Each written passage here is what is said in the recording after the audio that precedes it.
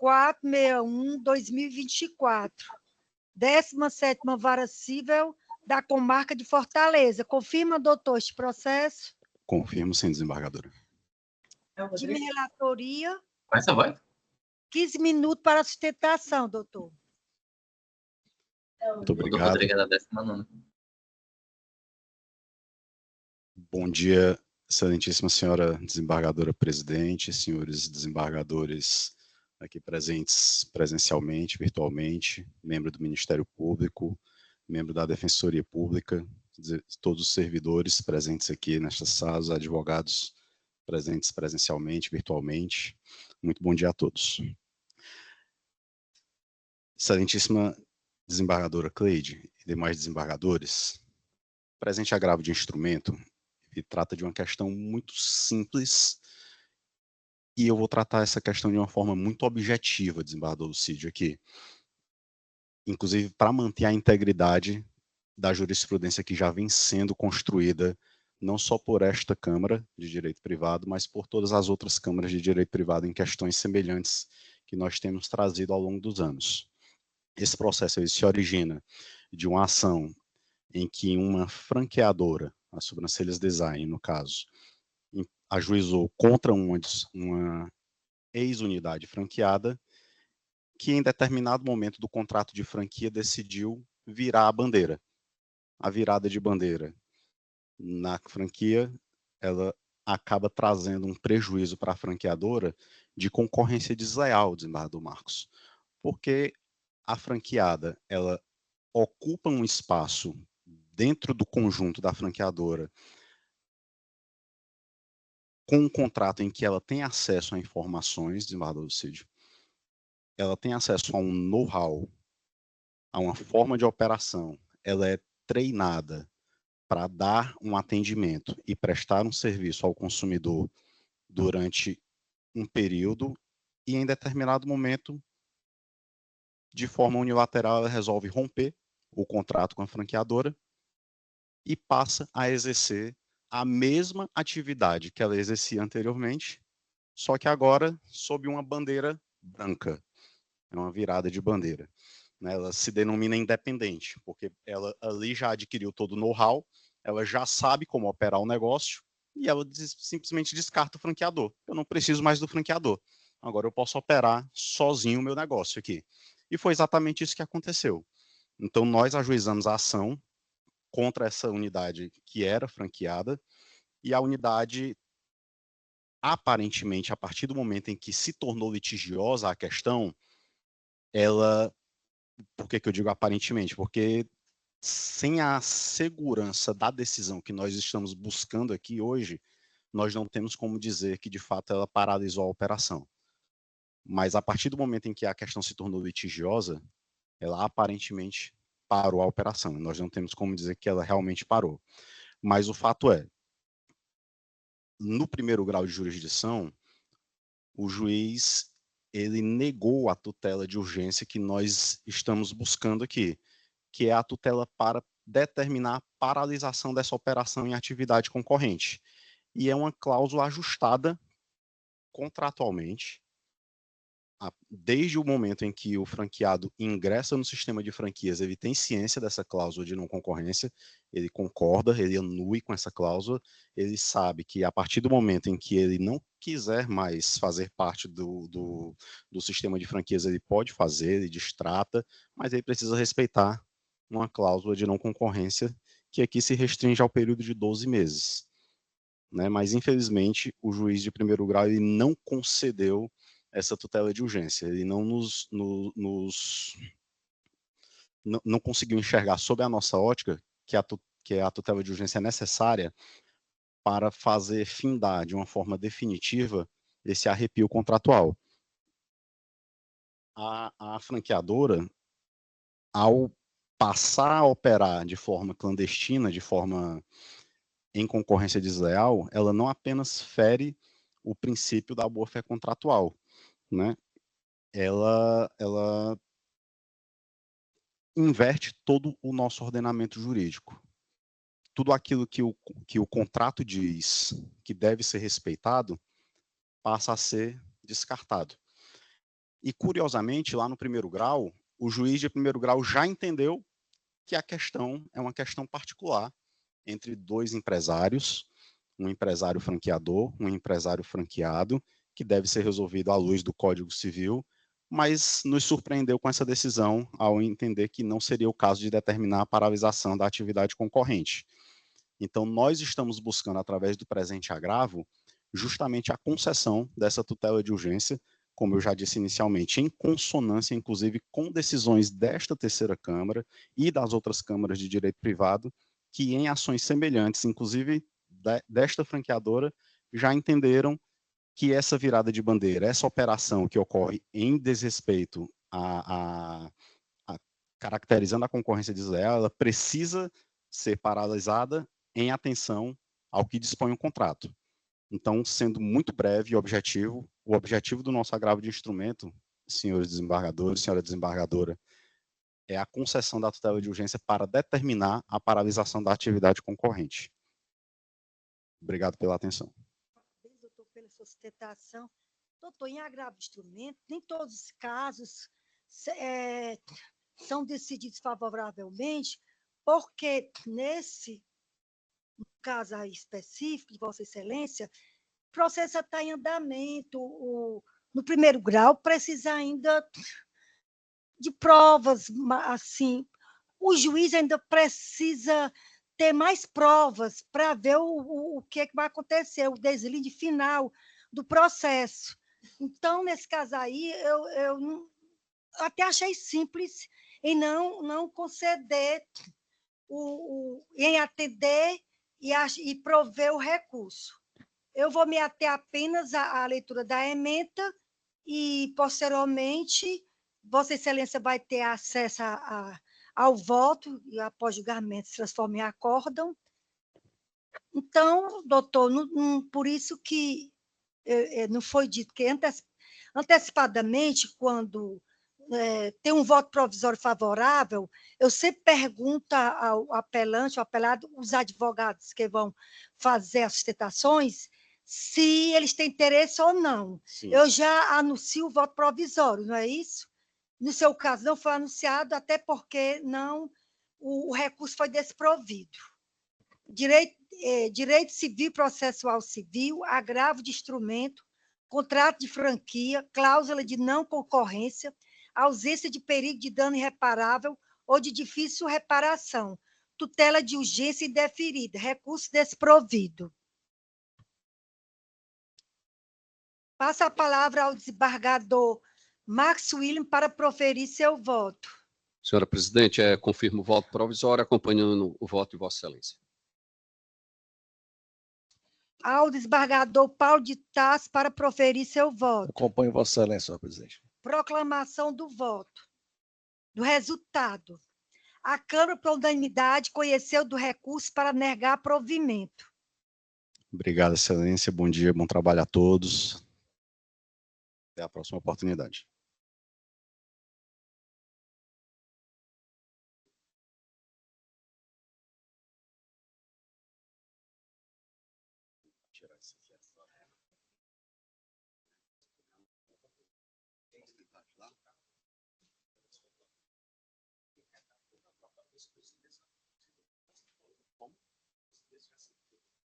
Já, assim, a nossa preocupação é que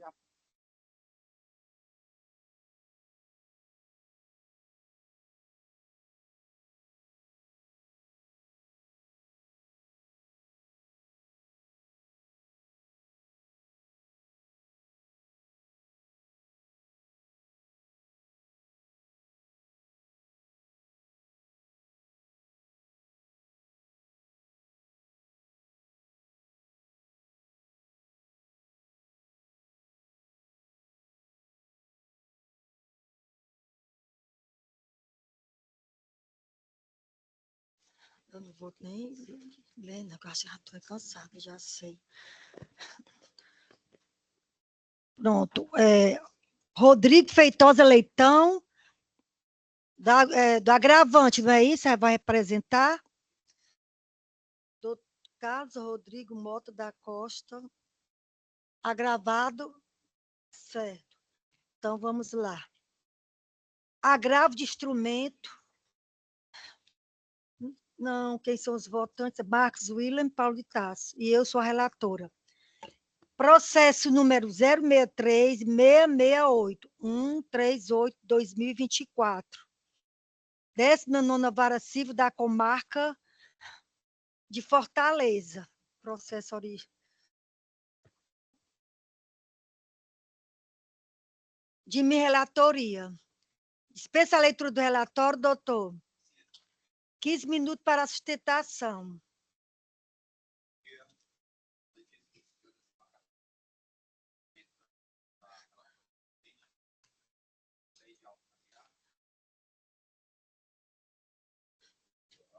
Obrigado. Obrigado, Zimar. Agradeço. Está ótimo. Muito obrigado. Excelentíssima senhora representante do Ministério Público Estadual, excelentíssima senhora defensora pública, serventuários da Justiça, nobres colegas advogados, tentarei ser breve para poupar o tempo de todos, porque o caso ele é relativamente simples de se entender. Trata-se, na origem, de uma ação revisional de aluguel de um imóvel que ele fica localizado na Avenida Antônio Salles, para ajudar a se situar, talvez muita gente se lembre, era onde ficava a antiga padaria napolitana. Muitos fortalezenses já tiveram esse prazer de comprar o seu pão na antiga, saudosa padaria napolitana. Hoje é a sede da Agravada, a empresa Macavi. Ingressou-se com essa ação revisional em 2019, depois de encerrada a fase postulatória, veio o despacho saneador, definiu o que era o objeto da controvérsia a ser tratado na fase de instrução. A fase de instrução se restringiu à elaboração pelo perito judicial de um laudo que se encontra nos autos. Esse laudo ele calculou o valor do aluguel até o início da ação, ele estava em menos de R$20 mil. Esse laudo chegou a calcular que o valor do aluguel correto, justo, economicamente equilibrado para as partes, seria de algo em torno de R$63 mil. Feito esse laudo pericial, foi aberto para as partes a impugnação, veio então a decisão de primeiro grau, que concedeu a tutela de urgência que havia sido requerida desde o início para fixar aluguéis provisórios, rejeitou as impugnações e determinou a conclusão, então, do feito para julgamento. Qual não foi a nossa surpresa, que em juiz de retratação, juiz de primeiro grau, definiu, então, retratar-se da primeira decisão, reformá-la para manter o valor dos aluguéis provisórios, mas o que nos causou mais espécie, mais estranheza, foi que ela determinou a reabertura da instrução, dessa vez agora para se realizar uma perícia complementar sobre o imóvel considerado como terra nua, sem as suas construções, suas edificações, suas benfeitorias. Eu digo que nos causa espécie, primeiro, são as nossas duas preliminares, é uma questão já preclusa, desde o despacho saneador, que não foi impugnado por nenhuma das partes, já tinha se definido que o valor que seria calculado seria sobre o imóvel na condição em que se encontra, né? Isso nunca foi questionado. E o segundo ponto, que é a nossa segunda preliminar, porque, na verdade, é um objeto, um cálculo da terra nua, que simplesmente não condiz com o contrato e nunca foi objeto do processo. É uma ação revisional de aluguel, mas que, dessa forma, se atendida a essa decisão, vai se transformar numa ação indenizatória para o cálculo do valor de benfeitorias e para o cálculo de um valor de aluguel que nunca foi considerado nos contratos, seja o primeiro contrato, lá em 2003 até 2006, seja no aditivo de 2015, né? Então, é algo totalmente incompatível, que fere também o princípio da congruência, da correlação entre o pedido e o que é decidido pelo judiciário. E nós dizemos que isso é algo estranho, que nos causa estranheza, justamente porque, desde o início, todos esses dois, tanto o contrato como o aditivo, sempre previram uma cláusula de que as benfeitorias seriam incorporadas ao imóvel, renunciando a locatária a qualquer direito à indenização. Isso é uma matéria já batida, Vossa Excelência já devem ter se deparado com esse tipo de caso inúmeras vezes. O artigo 35 da Lei do Inquilinato e a súmula 355 do Superior Tribunal de Justiça, uma súmula já antiga, que dizem que é perfeitamente lícito renunciar. Isso se deu, Excelências, porque a reforma e é assim que o contrato a trata, a reforma que foi feita ali, derrubando a antiga padaria napolitana, o prédio, e construindo o que é hoje a nova sede da Maccavi, ali na Antônio Salles, muita gente já deve ter passado lá e visto sua fachada. Esse contrato, essa parte, foi feita de forma sinalagmática, onerosa para ambas as partes, não foi simplesmente uma graciosidade da Maccavi. Em troca, foram concedidos mais de 3 anos de isenção dos aluguéis e também uma dação em pagamento de um imóvel que se encontra ali na Praia do Futuro, na Avenida Dioguinho, imóvel esse que basta a Maccavi, segundo o próprio contrato de dação em pagamento, está nos autos, está lá a cláusula, basta a Maccavi assim querer, uma cláusula potestativa, que quando a Maccavi manifestar o seu desejo, esse imóvel será registralmente transferido para a Maccavi. Isso só não foi feito até hoje porque a própria Maccavi não requereu, mas ela paga até hoje todos os IPTUs, né? Consta nos autos também que a Maccavi pagou todos os IPTUs desse imóvel. Então, essas reformas que foram feitas foram onerosas, elas não foram gratuitas, até porque qual empresário, qual comerciário gastaria tanto dinheiro para fazer uma reforma como foi feita ali, a troco de nada, a troco de uma expectativa de um retorno financeiro que pode demorar bastante? Não é comum, mas isso consta expressamente em várias cláusulas do processo que nós destacamos para Vossa Excelência. Então, nos causa espécie que a decisão agravada tenha determinado que se fizesse uma perícia complementar sobre a terra nua. É totalmente incompatível com o que foi contratado. Tanto é assim que na liminar que foi desferida de forma acertada, na nossa opinião, pela excelentíssima relatora, a desembargadora Cleide Alves de Aguiar assim coloca na sua decisão liminar. Considerou evidente que a situação anterior do bem não é relevante para a avaliação, sendo necessário considerar apenas a qualidade estrutural e estética atual, como é tão comum em tantos contratos como esse, Vossa Excelência. Então, outro ponto que também nos chama muita atenção na decisão agravada, isso é gritante, a decisão agravada decidiu aplicar uma legislação que só entrou em vigor mais de 10 anos após o primeiro contrato, que foi a legislação do Build to Suit, aquele contrato que é feito para a pessoa poder construir ali. É uma legislação de 2015, Excelência. Já tinham mais de 10 anos já de vigência, de locação. E, de repente, uma questão que nunca tinha sido construída, discutida nesse processo, a decisão agravada, então, decide entender que aquela legislação ali é aplicável ao caso. Assim, é muito estranho. E para nós, em relação à questão do aluguel provisório, a base, sem querer aqui adiantar o mérito, é claro, trata-se de um agravo de instrumento, ainda vai haver uma sentença de mérito no primeiro grau, mas a decisão que primeiro fixou os aluguéis provisórios, e que também serviu de base para a excelentíssima senhora relatora, ela se deu com base num laudo pericial muito bem feito, muito bem estruturado, que respondeu aos quesitos, levou em consideração 17 imóveis ali daquela região, fez uma pesquisa bastante extensa. Hoje, segundo a Autarquia Municipal de Trânsito de Fortaleza, a nossa MC, a Antônio Salles é o corredor de trânsito mais movimentado da nossa capital. Então, como todos sabem, é um princípio da publicidade, quem não é visto não é lembrado, a Maccavi ali, então, ela tem uma exposição tremenda. Além disso, a ação revisional ela só busca reequilibrar. A gente está falando de hoje, sem essa liminar, o aluguel da Maccavi, depois de muitos anos, ele está em algo em torno de R$22 mil, se eu não me engano. É um valor muito baixo. Então, a ideia é que nenhuma das partes tenha um enriquecimento ilícito, que se chegue ao valor justo, como assim prevê a própria lei do inquilinato, prevê essa possibilidade de ajuizamento da ação revisional de aluguel. Então, nós entramos com esse agravo de instrumento para evitar, na verdade, que ocorra uma verdadeira revolução negativa, né, no sentido negativo, uma revolução processual. Porque esse processo, ele vai se transformar completamente, sem que tenha havido nenhuma reconvenção, nenhum pedido contraposto, ele vai se transformar completamente em uma ação indenizatória, e o que se buscava chegar a um aluguel justo, agora talvez se chegue até a ter que indenizar a Maccavi pelas construções que ela mesma renunciou a qualquer tipo de indenização, renunciou a qualquer tipo de ressarcimento que ela já recebeu. Como nós dissemos, é duplamente oneroso esse contrato. Então, Excelências,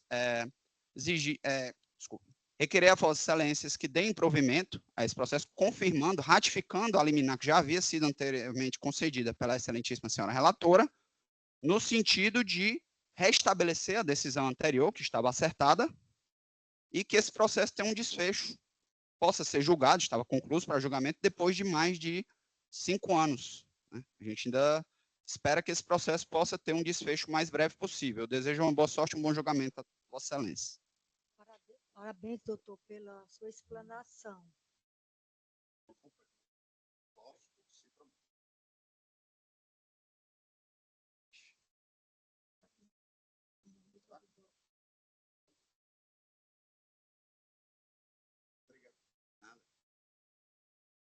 Doutor Carlos Rodrigues, dispensa a leitura do relatório. Sim, com certeza, Excelência. 15 minutos para a sustentação.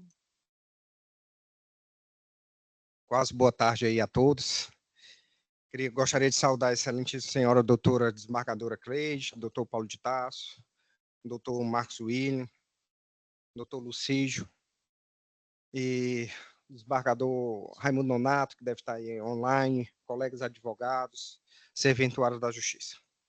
Parabenizar também o colega que me sucedeu aqui, mas queria expor aqui a minha versão dos fatos. Realmente se trata da Maccavi Conceito, ali na Antônio Salles com o Tibus Cavalcante, onde funcionava realmente a padaria napolitana, que eu mesmo fui frequentador de lá na minha adolescência, vi bem aquele prédio, frequentei bem aquele prédio, vi realmente depois da morte do saudoso seu Moura, que eu também conheci, dono do prédio, ele ficou abandonado por muito tempo, que eu passava sempre ali em frente, e estava um imóvel realmente como se fosse abandonado em ruína.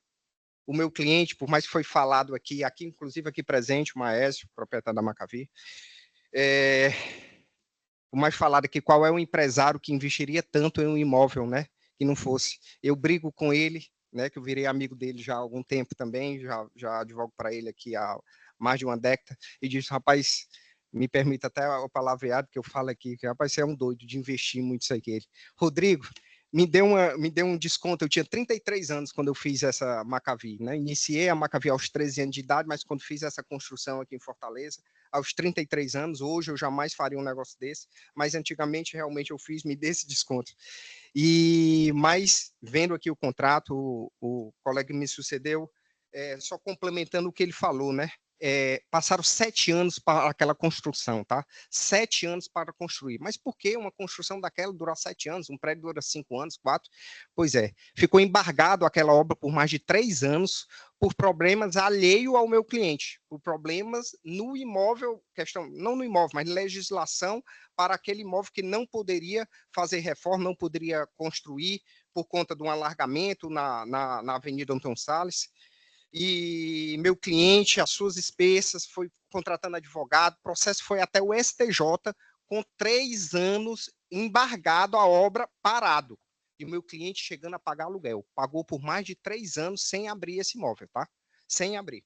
Ao nível de chamou a parte para conversar, né? Chamou a viúva, a doutora Regina, salvo engano, enfim, os herdeiros, os responsáveis, para, rapaz, olha que o prejuízo, eu pagando o aluguel, eu não consegui nem abrir essa loja. Então, ela deu indação em pagamento esse terreno que ele falou, na Praia do Futuro, um imóvel que não vale tanto, mas exclusivamente, nada para a benfeitoria, exclusivamente por essa ação que, custeado por ele, desses 3 anos que ele, tanto da ação, de custos, de honorários, até o STJ dessa ação, para que pudesse ter a obra, como também ressarcimento desses aluguéis que foi pago, né, que não estava funcionando por circunstância não do meu cliente. Tá? Meu cliente sempre pagou todos os aluguéis em dias, inclusive com reajuste dos aluguéis, tá? Sempre. Mesmo assim, a parte ingressou com a ação revisional no finalzinho de 2019, como o colega falou, pedindo para aumentar o aluguel para R$32 mil. Nós juntamos, contestamos, dizendo que o aluguel dentro da nossa perícia valia R$19 mil, e para nossa surpresa, a perícia do perito do juízo veio 63 mil, quase o dobro do que eles estavam pedindo lá, tá? Olha, de final de 2009 para 2024, com 2 anos de pandemia, onde a gente vê na bolsa, os fundos imobiliários, tudo descendo, não pode ter tido uma valorização dessa tão grande. E nessa perícia que o colega falou, que teve com vários detalhes, a própria juíza citou 2 itens que cabem muita reflexão aqui dos nobres julgadores. o item 3, ele botou assim, o acabamento do imóvel em período anterior ao contrato, hora vigente, não influi no valor da avaliação do aluguel. E no item 5 ele diz, o estado de conservação do imóvel é um dos componentes balizadores do valor locatício. Olha a incongruência do colega corretor, que eu também sou corretor, do colega corretor que fez essa avaliação. A juíza, vendo isso, ainda na fase de instrução, pediu, sim, uma perícia complementar para avaliar, para fazer, sim, o que é mais justo na questão da avaliação do aluguel. E, de imediato, acho que acertadamente, de imediato, revogou a liminar do aumento de aluguel e pediu, sim, para complementar, para fazer uma perícia complementar, já que os valores foram tão discrepantes, e analisar realmente como seria na terra nua, já que meu cliente comprovou que gastou, a preços atualizados, mais de 6 milhões de reais naquele imóvel. Volto a dizer, disse que novo que gastou não faria mais isso, tá? E outra coisa também, como o colega falou aqui, que a jurisprudência do STJ, que diz que as benfeitorias incorporam do imóvel, tá? Mas depois do prazo do contrato. Nós temos prazo contratual até 2035, tá? Então, posterior a 2035, sim, pode se discutir a questão da benfeitoria, se vai incorporar ou não. Mas jamais com prazo determinado, aumentar o valor do aluguel com base nas benfeitorias construídas por ele. Porque dentro do prazo contratual, ele fez esses cálculos dele aqui, poderia tirar. Mas jamais antes de 2035. E outra coisa, o colega também falou aqui, sobre a questão do Build to Suit, uma legislação, só corrigindo o colega, que ele falou em 2015, mas foi em 2012, mas eu entendi todo o contexto, está tudo ok, o nosso contrato é anterior mesmo, tá? Mas a lei posterior, ela vem exatamente ajudar decisões anteriores que possa estar prejudicando, tá? Então, realmente, a juíza entendeu que é a questão de um Build to Suit investido, que eu entendo também que é, né? Onde o Build to Suit normal, também sou investidor, eu mesmo faço vários build to suit disso aí, é onde a pessoa compra o imóvel e faz uma grande reforma ou uma construção para entregar para o inquilino. E esse foi o contrário, o inquilino colocou isso aí. E dentro dessa legislação não cabe revisional, que é exatamente que, poxa, ele fez aquela luva para aquela mão, né? E pode ser que o valor seja maior ou inferior, mas foi feito os cálculos para aquele ali.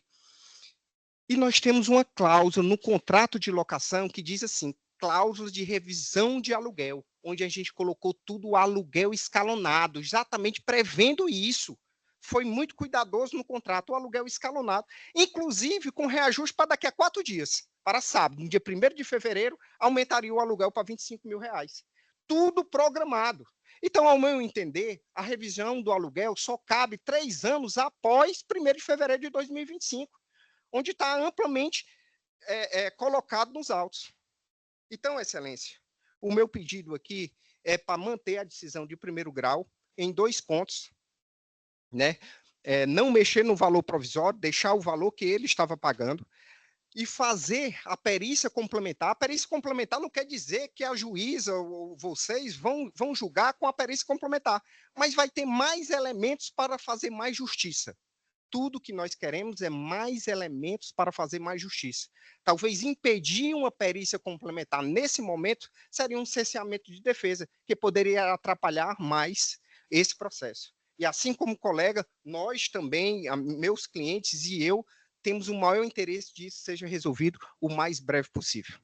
Agradeço a atenção e espero ter contribuído pela decisão mais acertada de Vossas Excelências. Parabéns, doutor, pela sua explanação.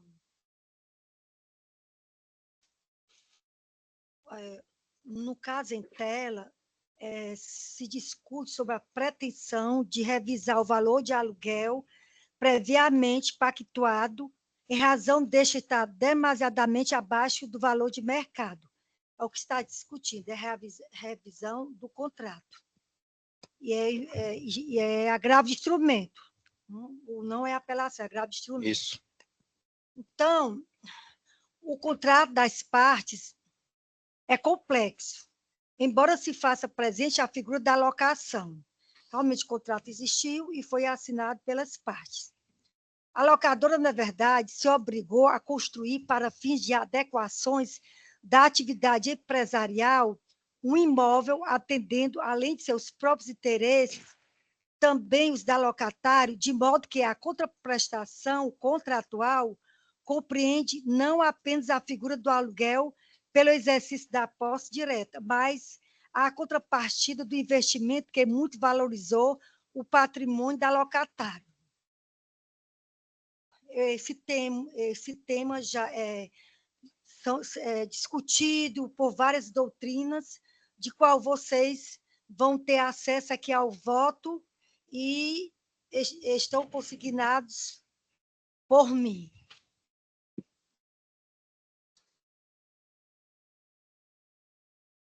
A partir da entrada em vigor da nova lei, passou a existir a expressa disciplina dessa modalidade contratual built-to-suit, de modo a se reconhecer o tratamento diferenciado, que assegura a proteção ao investimento. Preferiu o legislador dar ênfase à figura da locação, tratando do tema dentro da lei de locação urbana. A fixação do aluguel nessa espécie contratual já leva em conta o período de vigência do contrato, fazendo-se respeitar a vontade das partes, que reconheceram ao contratar o período necessário para assegurar o retorno do investimento realizado pela parte locadora. No caso em exame, nota-se que as partes assinaram o contrato em 2003, com repactuação folha escrita dos autos originários, em que as partes convencionaram uma espécie de majoração de locação de forma escalonada. Inclusive, pelo teor da repactuação, o contrato, a partir de janeiro deste ano, detém valor revisado para R$ 25.000. E esse contrato se encontra aqui presente no processo. A questão que se apresenta, porém, é saber se, por se tratar de contratação anterior à entrada em vigor da lei, existe ou não o direito de revisão do contrato, antes do esgotamento do período fixado para a sua vigência. Na perspectiva da atipicidade do contrato, à luz do direito anterior, há de se reconhecer que não existe possibilidade de se tratar a hipótese como locação comum, pois a matéria é incompatível com os limites traçados pela Lei 8.245/91, em sua redação anterior.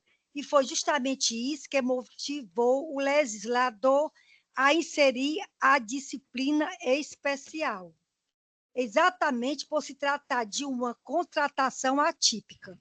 Não encontra justificativa a invocação das normas protetivas da Lei 8.245/91, editada com a finalidade diversa. Neste âmbito, evidentemente, deve prevalecer o princípio pacta sunt servanda, diante da especificidade da contratação, voltada a assegurar o retorno do elevado investimento efetuado, e não apenas assegurar a contraprestação locatícia com base na realidade do mercado. A propósito do tema, é oportuno assinalar que a modalidade contratual built-to-suit, que surgiu na década de 1950 nos Estados Unidos da América, passou a ser amplamente utilizada também na Europa e Ásia. No Brasil, com a expansão do mercado imobiliário, em meados da primeira década deste século, ganhou força e utilização dessa espécie de contratação, vista como contrato atípico. Código Civil, artigo 473, parágrafo 1º. Justamente em virtude da utilização intensa que passou a ocorrer, surgiu a necessidade de regulamentação específica, visando conferir segurança jurídica. E, dentre as diversas formas debatidas, optou o legislador por inserir a disciplina no âmbito da Lei de Locação Urbana, alterando a redação do artigo 4º e introduzindo o artigo 54, a linha A. Por outro lado, nessa modalidade contratual, observa o Franco Musetti, e Guilherme de Toledo, a contraprestação paga pelo contratante não consiste tão somente em remuneração pelo uso do imóvel, mas também pagamento do investimento realizado pelo contratado. Assim sendo a principal premissa econômica que, para a viabilidade de tal contratação, é a garantia de que o contratado fará jus à integralidade ou, ao menos, parte substancial dos valores devidos pela contratante, ainda que esta opte por denunciar antecipadamente o contrato. Na perspectiva da parte contratada, ganha importância naturalmente o aspecto do retorno do capital investido. Justamente neste ponto ganha relevo a questão da renúncia ao direito de revisão contratual, do que se ocupa o artigo 54, a linha A da Lei da Locação. Ainda essa espécie de contratação, leciona Juliana Rubinac, nada mais é do que a transcrição de uma equação financeira em que as cláusulas, condições e valores negociados são resultado da relação investimento vezes matriz de risco vezes rentabilidade buscado pela parte contratada. Também precisa a lição de Juliana Rubinac, no sentido de que a remuneração mensal nessa espécie contratual não deveria ser interpretada como aluguel, mas sim como parcela componente do valor da contraprestação. Devida pela contratação do negócio, já que abrange o pagamento pelo uso do espaço, pela promoção de obras e pelo investimento realizado pela parte contratada. Logo, procedendo com a reanálise do caso, quando o julgamento do pretenso recurso, concluo que as partes tiveram pleno conhecimento das condições impostas no contrato, com vista ao equilíbrio das despesas respectivas, estava implícito que a estabilidade da locação e, consequentemente, o valor do aluguel constituía cláusula pétrea para viabilizar a equação financeira da oferta de negócio atípico envolvendo construção e locação. Não tem relevância que as partes não tenham convencionado a renúncia ao direito de revisão do aluguel, já que o contrato é anterior à Lei nº 12.744/2012. E, enquanto não vencido o prazo inicial do contrato, ele não se submete ao disposto da Lei 8.245/91, justamente em virtude da anterioridade dessa contratação, ou seja, porque não havia disciplina legal específica. Não se pode desvirtuar a essência do contrato e propiciar o desequilíbrio do relacionamento das partes, apenas porque não houve a inserção da cláusula de renúncia. Isso implica inegável ofensa ao princípio da boa-fé objetiva. Ainda sobre o tema, tem várias jurisprudências, cadê? As jurisprudências estão também inseridas aqui no voto, e não vou ler a jurisprudência, porque vocês vão ter acesso. Então, entendo que, no momento, não existe possibilidade de cogitar de adequação do aluguel ao valor do mercado antes do esgotamento do prazo estabelecido pelas partes. Com efeito, a contraprestação não constitui tão somente contraprestação pelo uso da coisa, é muito mais do que isso, porque traduz o retorno do investimento realizado pela parte demandada, que por isso faz jus ao recebimento integral durante o prazo respectivo. Por fim, tem que a situação da revisional do aluguel, por certo, necessita da instrução processual, de modo a observar até mesmo a jurisprudência do STJ. Também essa jurisprudência está inserida aqui. E, da mesma forma, vocês vão ter acesso da jurisprudência que foi colocado do relator ministro Ricardo Vilas Boas, data de julgamento 12 de setembro de 2023, terceira turma, e a publicação do diário foi 28 de setembro do ano 2023, do STJ. Por tais motivos, resbordo a questão do presente recurso e assim posiciono-me pelo desprovimento recursal, caçando assim a liminar do pleito ativo concedido de folhas 368, 380, que foi concedido uma liminar, e por bem já houve a modificação, fazendo prevalecer deste modo a decisão interlocutória atacada.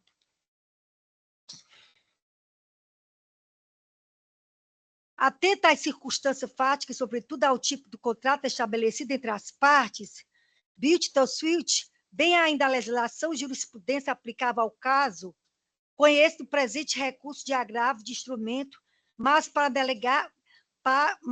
julgar-lhe desprovido, cassando assim a decisão interlocutória contida nestes autos. As folhas 368 e 380. Em resumido, vou ler a leitura da proposta de emenda. Direito civil, processual civil, agravo de instrumento, contrato Bildt-Towsfield, ação revisional de aluguel, possibilidade de revisão antes do término do prazo contratual, impossibilidade, decisão interlocutória mantida, recurso desprovido. Eis como eu voto. Passa a palavra ao desembargador Max William para proferir seu voto. Acompanho o voto de Vossa Excelência, senhora presidente. Passa a palavra ao desembargador Paulo de Tarso para proferir seu voto. Pois não, senhora presidente, Vossa Excelência já dissecou bem a matéria. Eu resumiria tudo isso, em se tratando aqui de agravo de instrumento e cuidando de revisão de aluguel, resumiria tudo na cláusula 9ª do primeiro aditivo ao contrato de locação, em que faz exatamente o ajuste, né, de fevereiro de 2015, fevereiro de 2018, 2020, e agora, a partir de 1º de fevereiro de 2025, o aluguel mensal passará para R$ 25.000. Então, já está tudo ajustado, avançado pelas partes. Isso aqui tem que se obedecer, sob pena de não se dar a segurança devida, tanto para o locador como para o locatário, né? Então, acredito que as atividades da parte do locatário, elas também têm essa previsão de quanto é que eles vão pagar de aluguel. Então, durante o contrato, durante a vigência lá do que é ajustado, de repente mudar, fica difícil. Tanto é que o artigo 19 da Lei de Locação, ela estabelece esse prazo de 3 anos depois de fim do contrato para as revisionais de aluguel. Então, nesse sentido, eu acompanho integralmente o voto de Vossa Excelência. Muito obrigado. Realmente foi baseado nesse contrato que Folha 444. Proclamação do resultado. A Câmara, por unanimidade, conheceu do recurso para negar provimento. Vamos próximo? Muitíssimo obrigado, Excelência. Parabenizando aí a fundamentação. Conseguiu. É a segunda vez que acontece. Tchau, meu amigo. Tchau.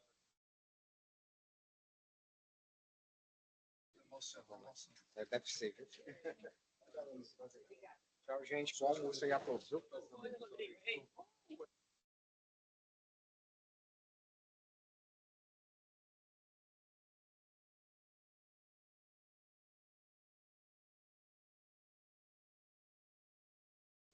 aqui. Não, 78, aí mistura não, aí. Me dá o 78, então. Era para ter muito mais advogado, porque o que tem mesmo. Aí foi favorável ou não. Vala, meu. Pode.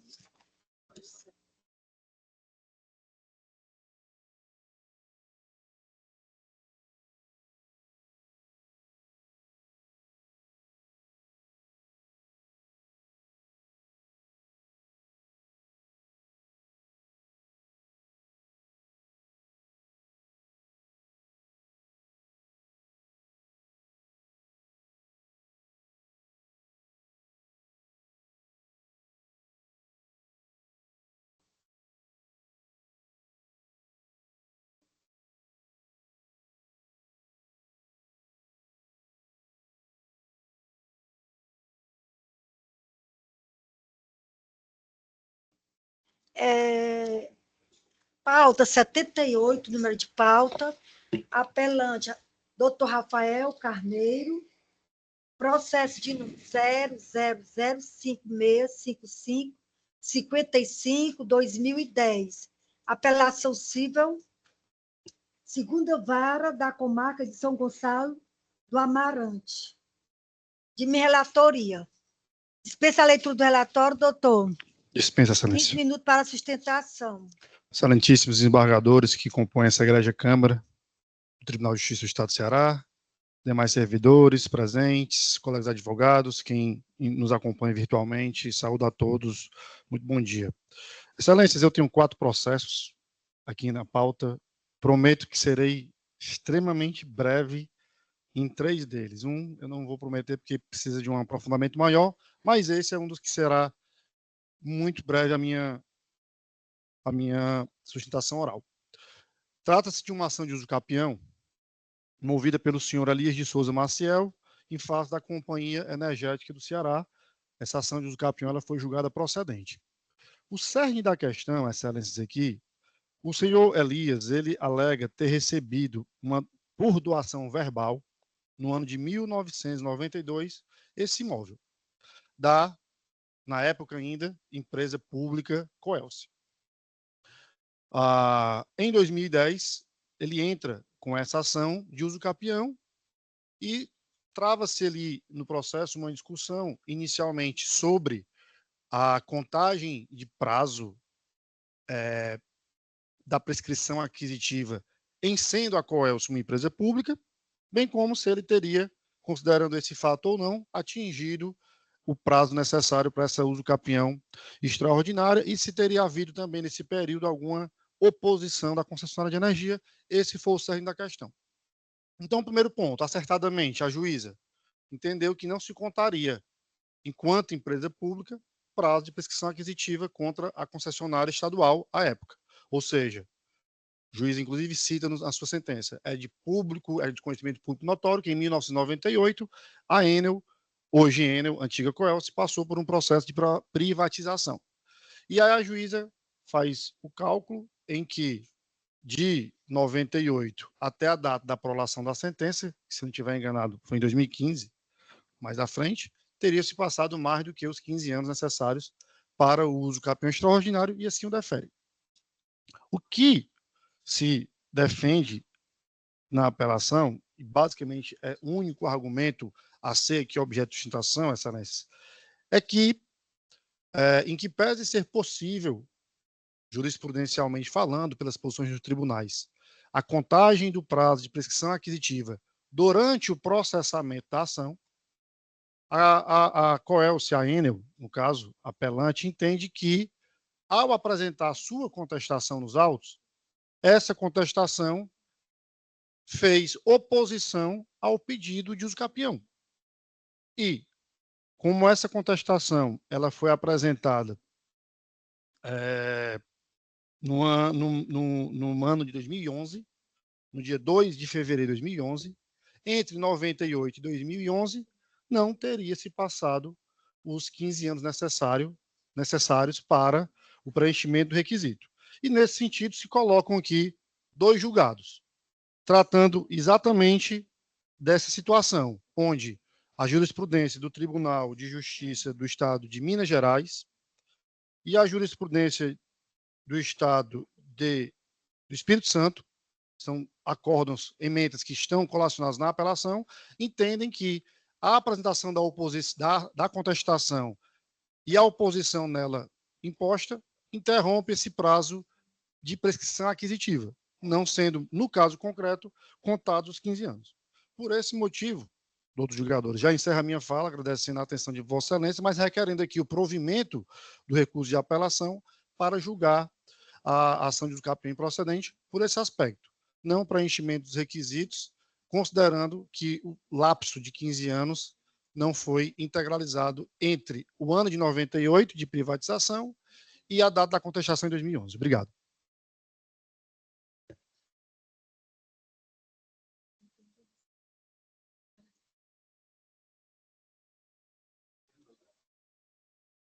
Pronto.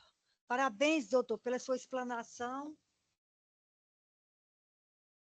direito civil, apelação civil, ação de usucapião extraordinária, imóvel de alegada propriedade de empresa estatal, posse mansa e pacífica, requisitos preenchidos desse provimento. Apelação civil interposta contra a sentença que declarou o direito ao usucapião extraordinário em favor do autor, reconhecido o preenchimento do lapso temporal de 15 anos de posse mansa e pacífica, conforme o artigo 1238 do Código Civil. A parte requerida, a Companhia Energética do Ceará, na época era Coelce, Enel sustentou-se a proprietária do imóvel e alegou a inexistência de posse ininterrupta, mencionando manifestações de oposição sem a devida comprovação. A questão em discussão consiste em verificar se a posse exercida pelo autor foi mansa, pacífica e ininterrupta pelo tempo exigido, mesmo diante da alegação de oposição apresentada pela requerida. Os documentos apresentados comprovam o exercício da posse mansa e pacífica pelo período necessário, não havendo registros de interrupção que infirme a continuidade da posse. A alegação de que o imóvel era de propriedade da empresa estatal foi devidamente afastada, considerando-se que o bem não cumpria funções públicas no período em análise. Por entender que não é um bem público. A apelação conhecida desprovidas. É admissível a declaração de usucapião extraordinária de imóvel cuja posse foi exercida de forma mansa, pacífica e interrupta por mais de 15 anos, conforme o artigo 1238 do Código Civil, ainda que a oposição tenha sido formalizada após o decurso do prazo aquisitivo.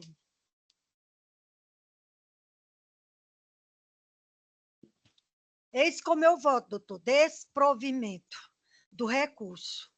E o bem não está registrado na época em nome da Coelce. Não tem registro dentro do processo que Coelce é a empresa antiga e atualmente é a Enel.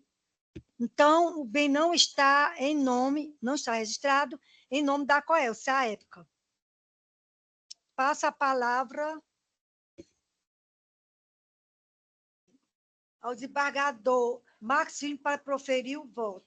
Acompanho o voto, Vossa Excelência, senhora presidente. Passa a palavra ao desembargador Paulo de Tarso para proferir seu voto. Senhora presidente, acompanho Vossa Excelência, achei interessante a comentação trazida pelo advogado da tribuna em relação à questão da oposição, mas a oposição utilizada na contestação é a posição legal aos fatos trazidos na inicial da ação de usucapião, mas a posse realmente do autor, né, ora apelado, não sofreu nenhuma oposição. A posse mansa, pacífica, sem violência, ininterrupta. Então, em razão dessa fundamentação, agora que eu trago, eu acompanho Vossa Excelência na íntegra.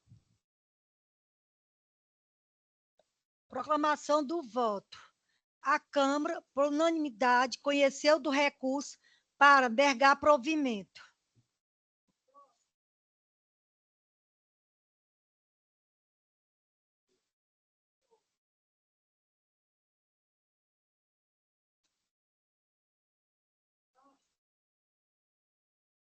Pronto, aqui relator doutor Max William Leite de Oliveira, número de ordem 166, O advogado continua o mesmo. Apelação civil, Quinta Vara Civil da Comarca, de onde? Fortaleza aqui? Da Comarca de Fortaleza. Apelante, Expresso Guanabara e apelado Jefferson Augusto Marinho.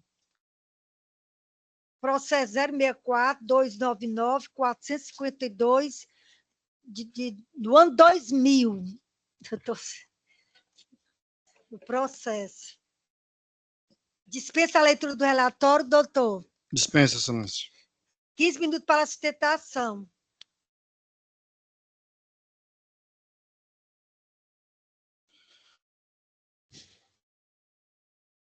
Doutos desembargadores, eu renovo aqui as saudações anteriores. Esse processo é um que eu realmente gostaria de demandar aqui um pouco mais do tempo de Vossa Excelência, da atenção de Vossa Excelência, porque, primeiro, é um processo muito antigo. Esse processo já teve uma sentença que foi anulada, voltou para a origem, foi proferida nova sentença e nós estamos aqui para um novo julgamento. O fato, apesar de processo ser dos anos 2000, o fato é de 1997. Então, é um fato muito antigo, aqui não causado por qualquer atividade protelatória das partes, mas o decurso realmente do processo agravado por essa anulação de uma sentença anterior. O caso em si é simples. Trata-se de uma ação de acidente, uma indenização decorrente de um evento ocorrido dentro do ônibus da Expresso Guanabara, hora apelante, quando o autor, na condição de passageiro do veículo, no dia 20 de dezembro de 1997, realizava uma viagem entre Fortaleza e a cidade de Recife, e em poucos minutos, em torno de 30, 40 minutos, após deixar a rodoviária de Fortaleza, aqui na altura da cidade de Itaitinga, o autor ele levantou-se do veículo, ficou em pé dentro do veículo e, em decorrência desses fatos que serão adiante mais explicitados, ele veio a cair dentro do coletivo. Caiu, ele estava em pé próximo à escada, caiu, sofreu algumas lesões que trouxeram sequelas permanentes, ele foi objeto de... ele submeteu a uma perícia judicial médica, e o pedido dele, nesse caso, era de uma indenização. A petição é muito antiga, então era uma indenização muito ampla, ele pedia 2 milhões de reais, não especificou muito bem o pedido, acho que o juiz pediu até para aditar, ele fez um aditamento. Dito isso, passando por anulações e passando por perícias, o resultado final da sentença, frise-se que a segunda sentença que foi proferida, que é a que está hoje objeto aqui de julgamento, ela é idêntica à primeira sentença, não mudou absolutamente nada. O que houve entre uma e outra foi um laudo pericial, que no entender do juiz, que discordamos, é óbvio, não influenciou em nada, não influenciou em nada na mudança do processo, ele repetiu a sentença. Essa sentença reconheceu uma culpa concorrente, isso é muito importante de ser frisado, e ao reconhecer a culpa concorrente, teve reflexos diretos na condenação. Então, condenou a Expresso Guanabara ao pagamento de uma pensão vitalícia de 1,5 salários mínimos. E 1,5 porque ele, juiz, entendeu que o correto seria uma pensão de 3. Mas, por conta da culpa concorrente, ele reduziu pela metade e fixou em 1,5. E o dano moral ele fixou em 40 mil reais. Essa é o conteúdo da sentença. Inicialmente, Excelência, eu vou até passar de forma mais rápida por essa tese, que é a tese de mérito, porque o fato em si ele já foi até esclarecido, não tem muito o que tergiversar. A queda dentro do coletivo ela é incontroversa. Ele está em pé dentro do coletivo também é um fato incontroverso. Né? E o que entende a empresa apelante, e isso já vem sendo alegado desde a contestação, é que o passageiro, nesse caso, ele foi o único e exclusivo culpado por esse incidente. Né?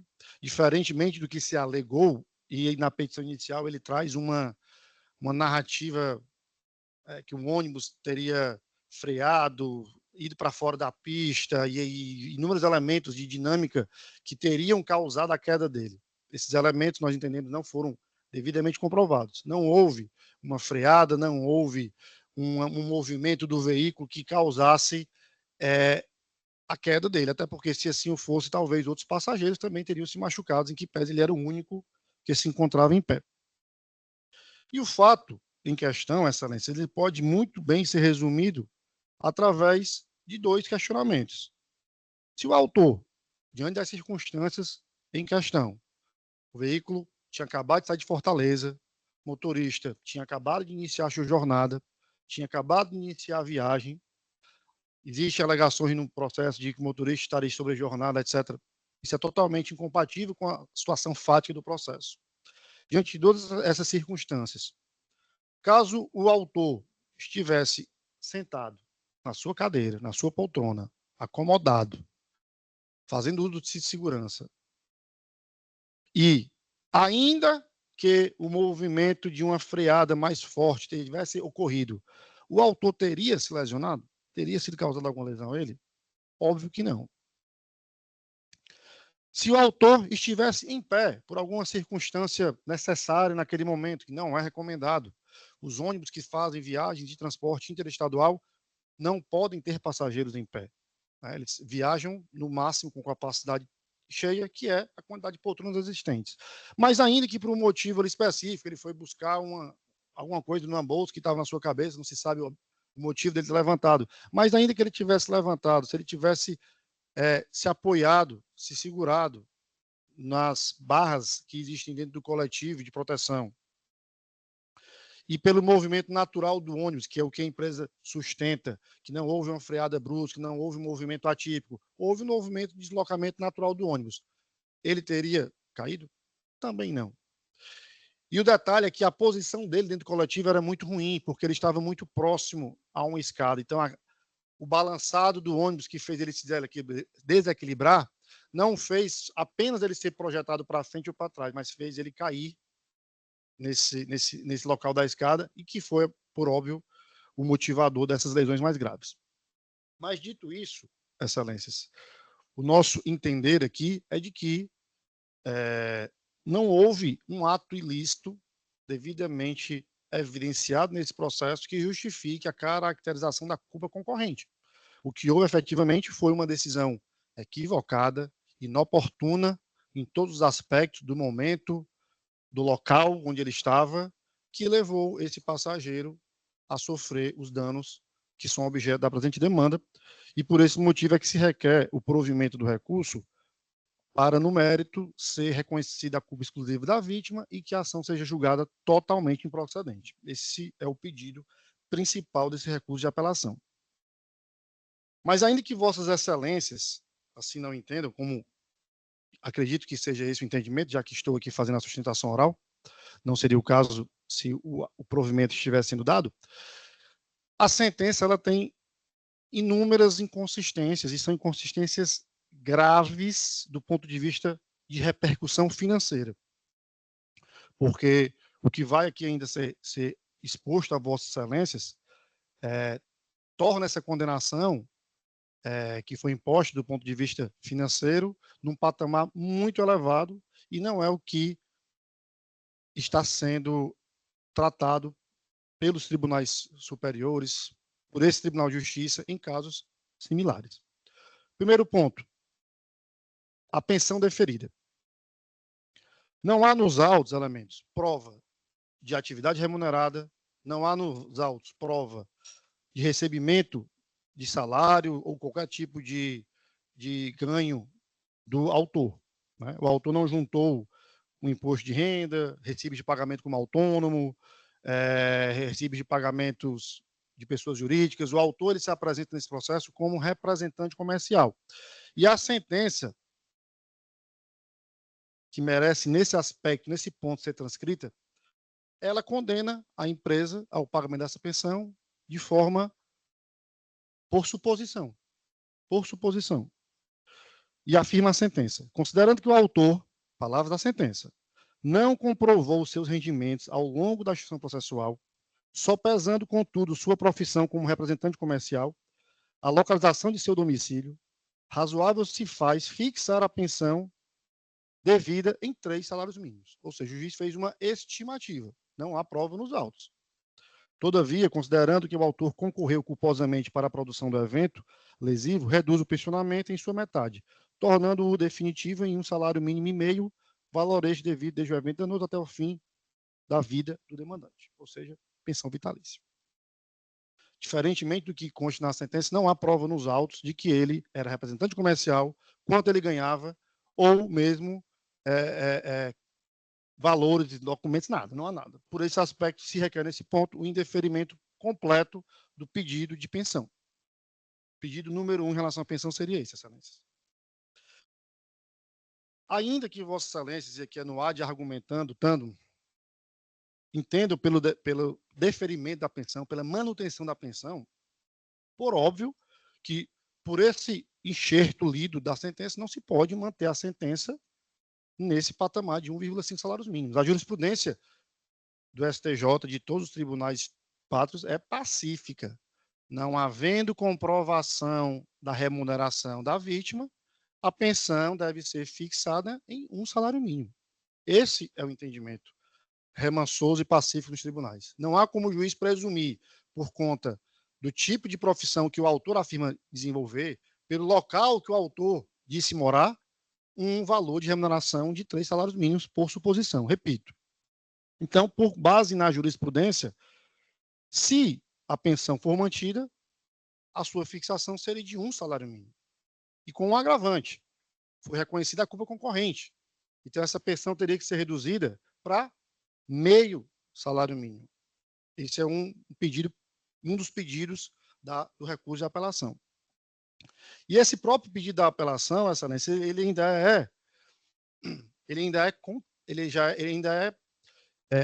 ainda sofre efeitos da perícia médica que foi feita entre as duas sentenças. A perícia médica feita entre as duas sentenças, ela estabeleceu uma redução da capacidade laboral de 75%. Ou seja, a perícia médica não reconheceu uma incapacidade laboral de 100%. Inclusive, o juiz transcreve esse trecho. 75% de incapacidade laboral. Ou seja, a pensão, com base no salário mínimo, deveria considerar os 75%. O que nos faz, aqui também, em relação ao pedido, requerer que, na verdade, seja de 75% de meio salário mínimo.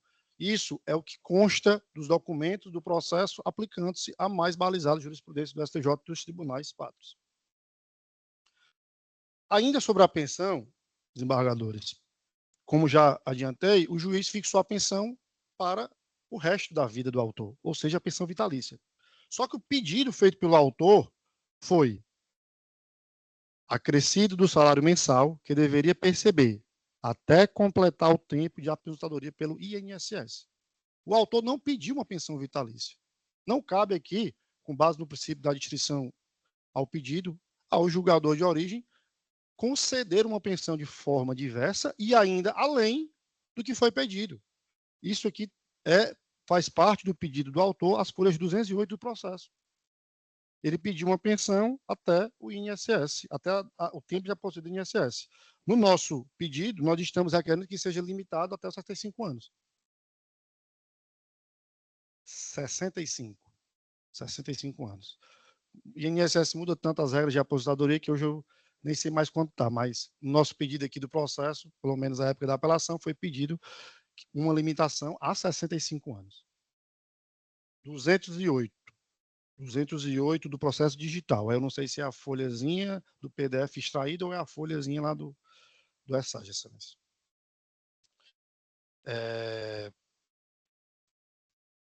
E por último,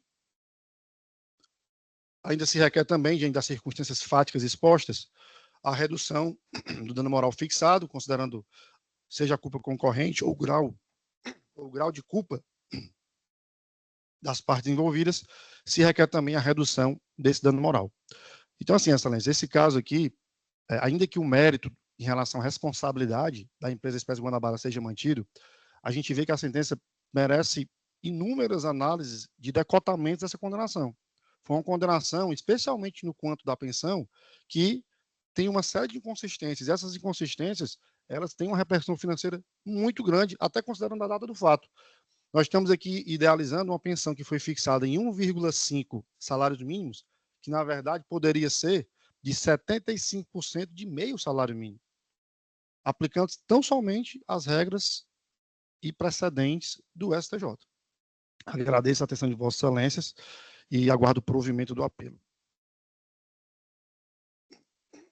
Parabéns mais uma vez, doutor. Sempre à frente aí da sustentação. Não? Pior que eu não estou com Ao processo. relator, desembargador Maxwell, para proferir o voto. Só um minuto, senhora presidente.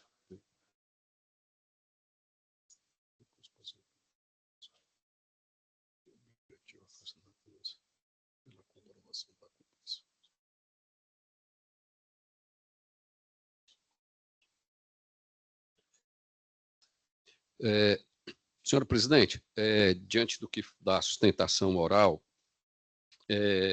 o nobre advogado, o doutor Rafael, a quem eu parabenizo pela forma segura e equilibrada que fez a sustentação, eu, olhando aqui com mais vagar aqui o voto, eu não enfrentei essa questão do limite, até eu enfrentei, foi a questão do que ele falou do limite de idade, né, que você fala. Isso. Exatamente. É o termo final. Né? Exato. Então, em virtude disso, eu vou reanalisar, vou tirar de mesa e trago na próxima sessão. Perfeito, senhor. Todos os demais pontos levantados por Vossa Excelência foram enfrentados, né? Mas esse ponto particular não foi enfrentado aqui no voto, de forma que eu vou tirar de mesa e apresentar na próxima sessão. Ok, excelência. No caso, eu não faço mais, não dou mais a palavra para o Isso, suspende o julgamento. E suspendo.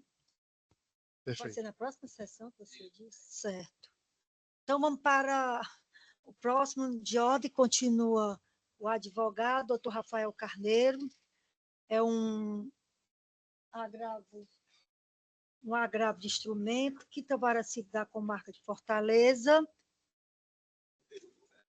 38, processo 063, 534, 414, 2024, de minha relatoria. Doutor, nesse processo, a respeito de um exame, eu fui favorável e foi desprovimento do recurso. No caso aí, a Unimed, não é isso? Recorreu e nós somos agravados. Então, eu vou me ater à leitura da ementa, direito civil, consumidor, agravo de instrumento, plano de saúde, exames não previstos no rol da ANS, urgência demonstrada, cobertura obrigatória, desprovimento. Esse como eu voto.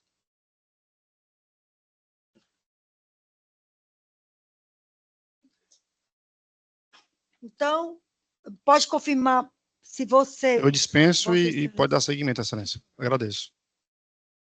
Passa a palavra ao desembargador Max Filho para proferir o voto. Acompanho o voto, Vossa Excelência, senhora presidente. Ao desembargador Paulo de Tarso para o voto. Bem, acompanho, senhora presidente. Proclamação do resultado. A Câmara, por unanimidade, conheceu do recurso para negar provimento.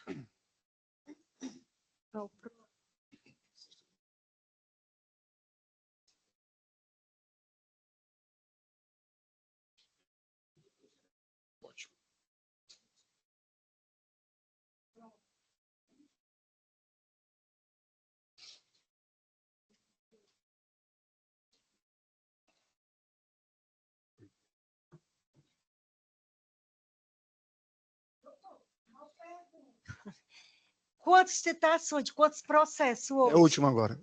Mas foram quantos? Total, não... Eram 4. Ei?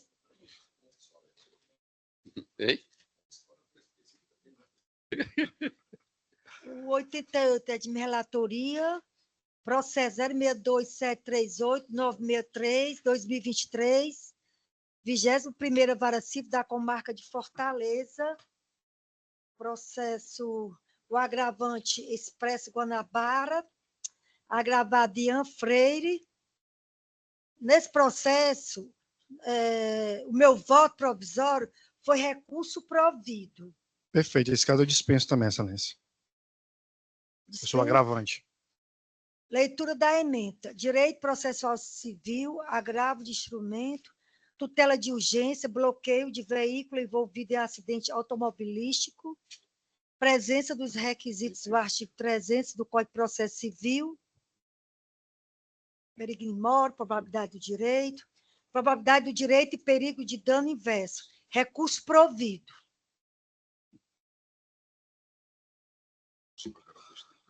Ao desembargador Max William para proferir seu voto. Acompanho Vossa Excelência, senhora presidente. Ao desembargador Paulo de Tarso para proferir seu voto. Acompanho Vossa Excelência. Proclamação do resultado. A Câmara, por unanimidade, conheceu do recurso para dar provimento. Obrigado, excelência. Agradeço a atenção. Bom dia. A gente filtra para tentar trazer menos. Às vezes não é possível, né? Mas... Tranquilo, doutor Rafael. Tá, eu vou confirmar. Eu posso depois mandar um e-mail para o gabinete? Pode, sem problema. Pronto.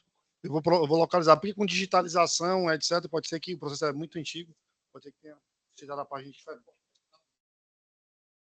Bom dia, gente. É.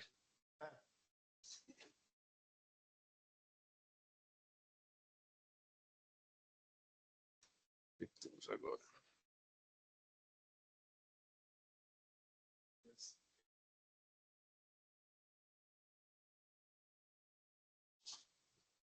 Pronto. Número de... Nossa, Meu amigo. Qual é agora? pronto. Qual? 26. 26. Doutor, Vossa Excelência advogado apelante. Isso, do apelante, do senhor Ah, Márcio. Processo 020-229-336, 2022, primeira vara civil da comarca de Itapipoca. Esse mesmo, excelência, confirma. O relator, desembargador Raimundo Nonato Silva Santos. Dispensa a leitura do relatório. Dispenso sim, excelência. Minuto, prazo é Perfeitamente. Primeiramente, bom dia a todos, bom dia ainda, porque não almoçamos, então bom dia.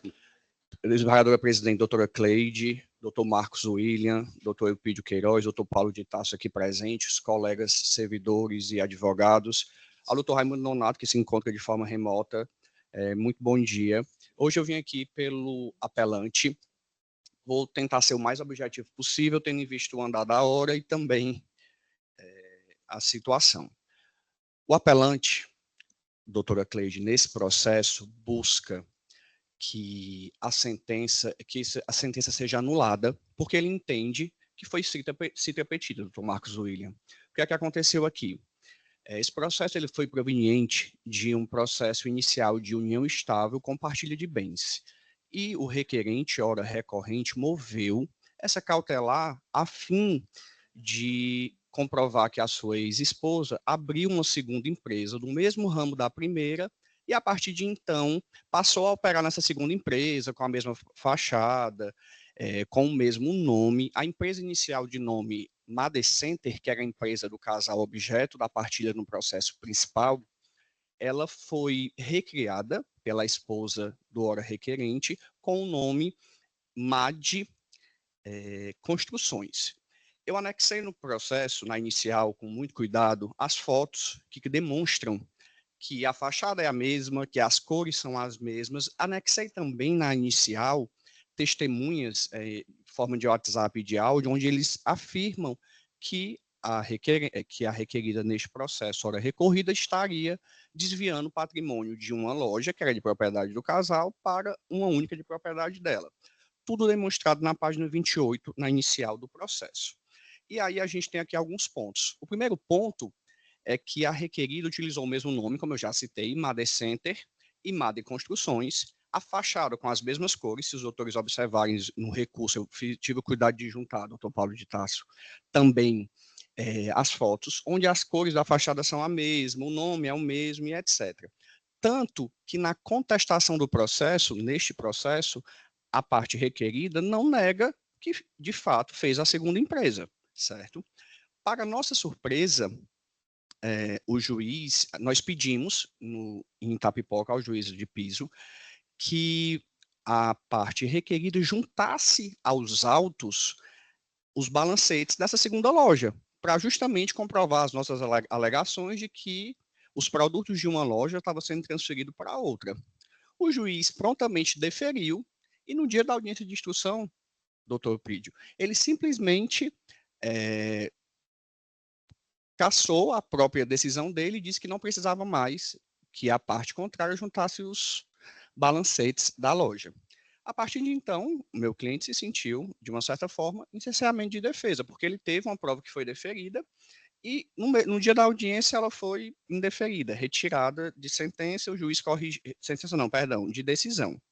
E aí, se a gente for observar no recurso, nas páginas doutora Cleide 227 a 229, a gente vê as fotos. Eu trago colecionado o nome da empresa, trago colecionado aí a figura do cartão CNPJ, trago colecionado conversas de WhatsApp em que os funcionários da loja 1 confirmam que a requerida estava levando material para a loja 2, trago áudios e o juízo de piso não analisou nenhum desses fatos, simplesmente se ateve a dizer que não havia elementos suficientes para que ele julgasse procedente.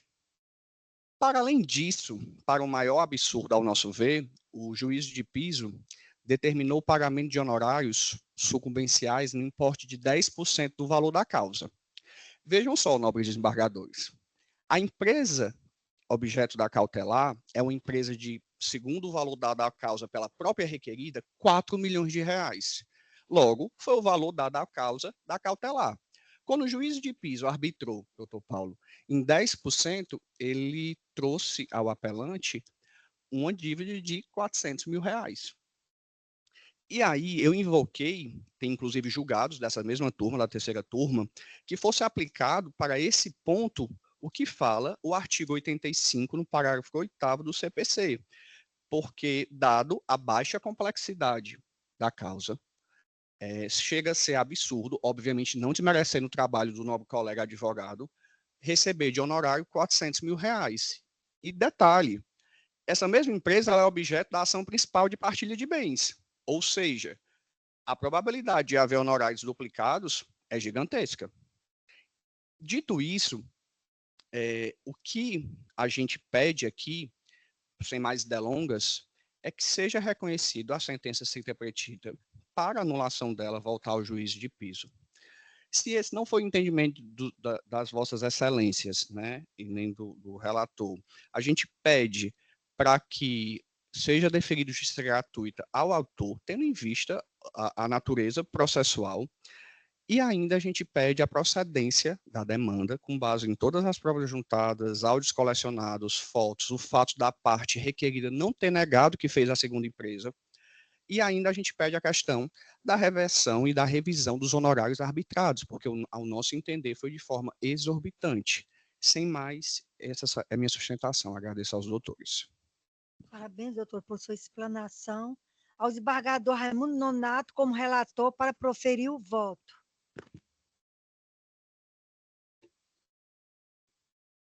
Está ouvindo? Estou, presidente. Só um minuto, por favor, que eu estou disponibilizando aqui o voto.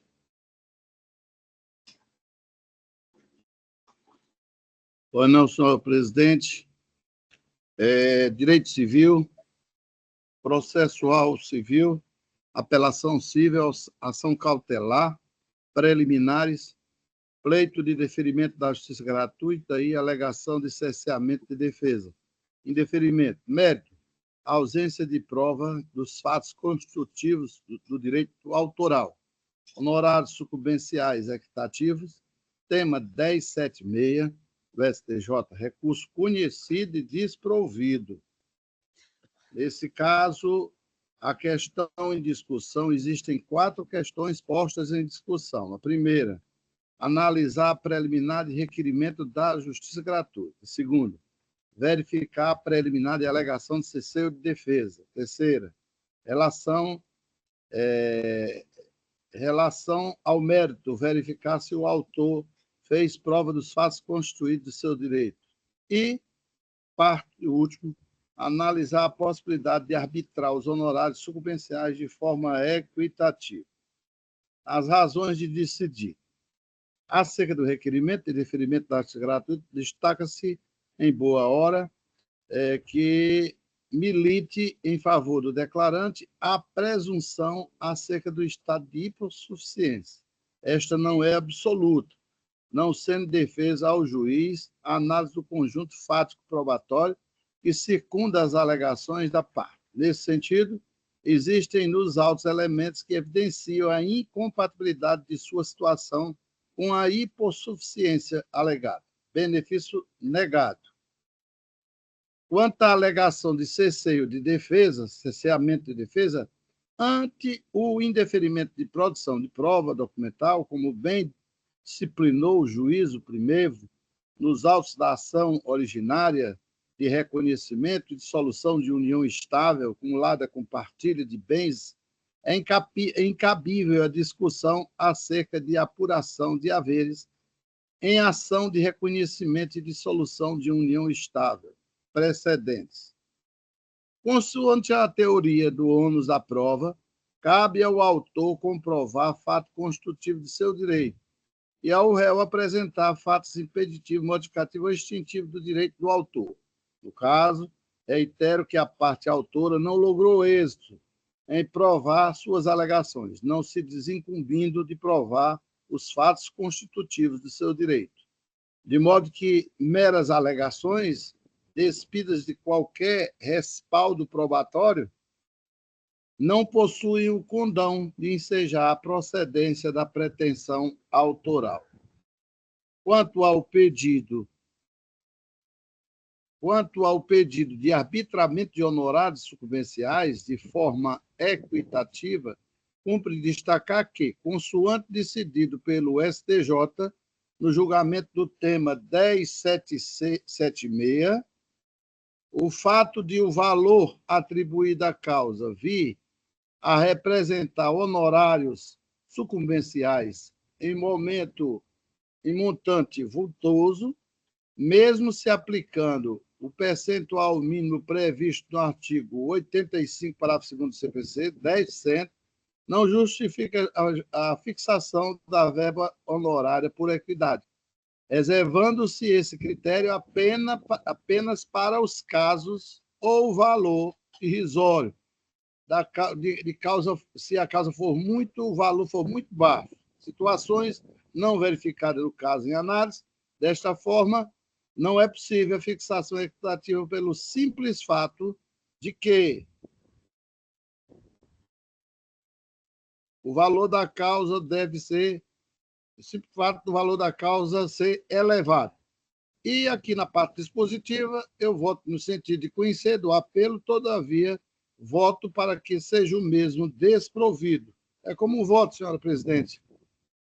Acompanho o voto do relator. Ao desembargador Máximo para proferir o voto. Senhora presidente, eu vou pedir vista do processo para dar uma analisada em alguns detalhes aqui que foi levantado. Defiro o pedido de vista. Só vou interromper por 5 minutos.